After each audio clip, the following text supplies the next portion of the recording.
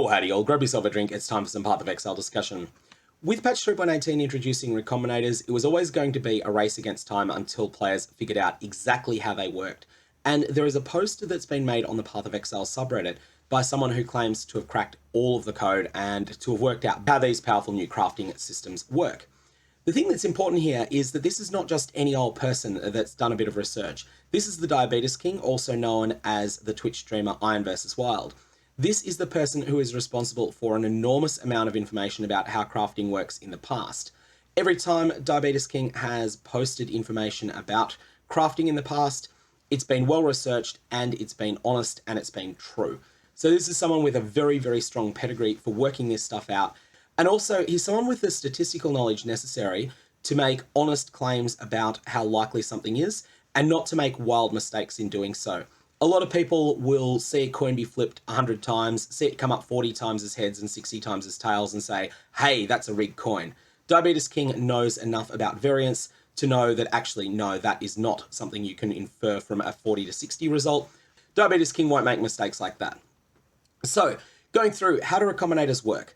The thing that people have already figured out mostly is that it picks one of the two bases, and a lot of the permanent changes that have been made to one of those bases, things like the item being corrupted, being mirrored, being split, all these sorts of things, that they will be kept from exactly one of these items and discarded from the other. That's widely known. The second discovery is much less obvious, and that is that the prefixes are generated independently from the suffixes. So what this means is that the prefixes on your two input items into a Recombinator attempt have no impact whatsoever on the suffixes on the outcome product. They will only affect the prefixes on the outcome product. This was not intuitive at all, and it's something that Iron vs Wild has definitely tested a lot while he's been making some of his meme items. That's something that's quite interesting and was not really something I expected. Secondly, the game will choose a number of mods from each of the pools. So by the pools, we're talking about the prefix pool and the suffix pool. The number of mods appears to have been worked out empirically. If you have one mod in the pool, then there seems to be a 2 in 3 chance to choose one mod and a 1 in 3 chance to choose 0. If you have two mods in the pool, there is a 1 in 3 chance to choose two mods and a 2 in 3 chance to choose one mod. If you have three mods in the pool, it seems to be a 20, 50, 30 split between 3, 2, and 1 mods. If you have four mods in the pool, it appears to be a 35, 55, 10 split between choosing 3, 2, and 1 mods. Now, I don't know how this works if you have the unusual situation of an item that can accept 4 suffixes or 4 prefixes, like a geodesic ring or a cogwork ring. I don't know if that's been tested yet. If you have 5 mods in the pool, it appears to be a 50-50 split between getting 3 or 2. And if you have 6 mods in the pool, it appears to be a 70-30 split between getting 3 mods or getting 2 mods. This has a lot of consequences for things you might want to do in order to rig the odds in your favor.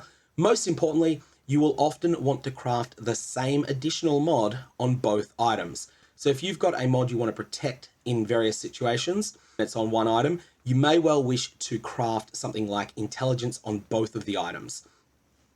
That will help you increase the odds in your favor by making it so that the game is more likely to choose a larger number of mods. This is not always going to be worth doing, but you should seriously consider it. For example, let's say that you have a ring that has +1 frenzy charge on it as a suffix. This is something that you can get through Recombinators, but it's on a terrible base, and you want it to be on a better base. What you can do here is, assuming that that's the only suffix on the item, you craft intelligence on both the item that has the frenzy charge mod on it, and also on the item you want to donate that mod to. When you do this, you will then have 3 mods in the pool. 2 of them are crafted intelligence, one of them is the frenzy charge mod. Now, if the game chooses to award you 1 mod, then you'll have a 1 in 3 chance of keeping the frenzy charge and a 2 in 3 chance of keeping one of the intelligence mods and therefore losing.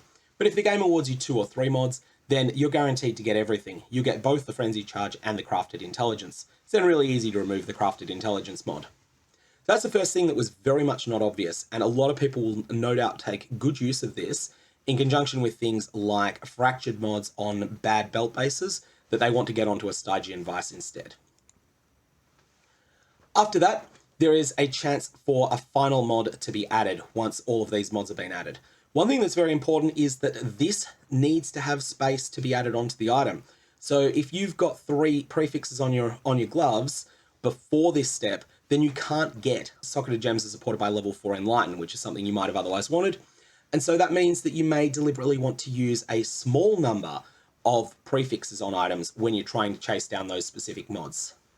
So there's a whole bunch of extra information here, but basically the core underlying mechanics that Diabetes King is talking about here are that you'll want to seriously consider crafting copies of mods that are on one item onto the other item. That will maximize your chances of getting what you want.